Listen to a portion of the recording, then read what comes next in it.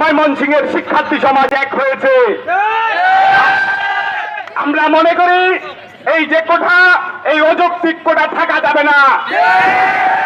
আমরা মনে করি একই সাথে যে এই আমাদের যে এই প্রজন্ম 2024 সালে এসে তারা মেধার ভিত্তিতে চাকরি পাবে, তারা তাদের কোন বাপদাদার পরিচয়ে তারা সেই চাকরি পাবে না। বন্ধুগণ, আমরা একই সাথে বলতে চাই, আমরা আজকের এই সমাবেশে আমরা মুক্তিযোদ্ধাদের অসম্মান করতে চাই না, কিন্তু বন্ধুগণ আমরা বলতে চাই আপনারা মুক্তিযোদ্ধা পরিবারের যারা সদস্য আছেন, আপনাদের বাবা, আপনাদের দাদা, তারা হলো তাদের জীবনের সর্বোচ্চ রিস্ক নিয়ে তারা মুক্তিযুদ্ধ করেছিলেন।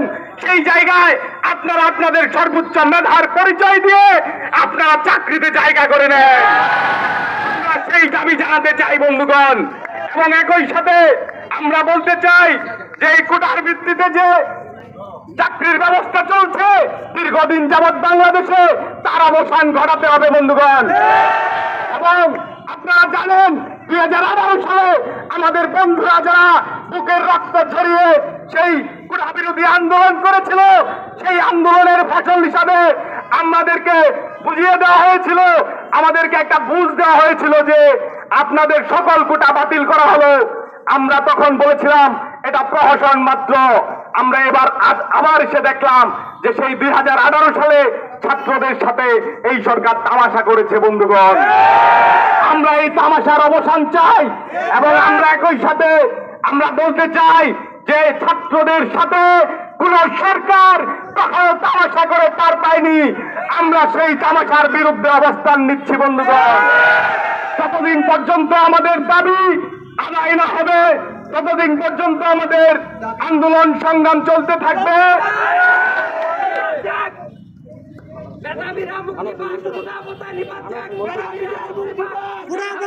বন্ধুগণ, আপনাদের সামনে এই পর্যায়ে কথা বলবেন আনন্দমোহন কলেজের শিক্ষার্থী আনোয়ার হোসেন মঞ্জু।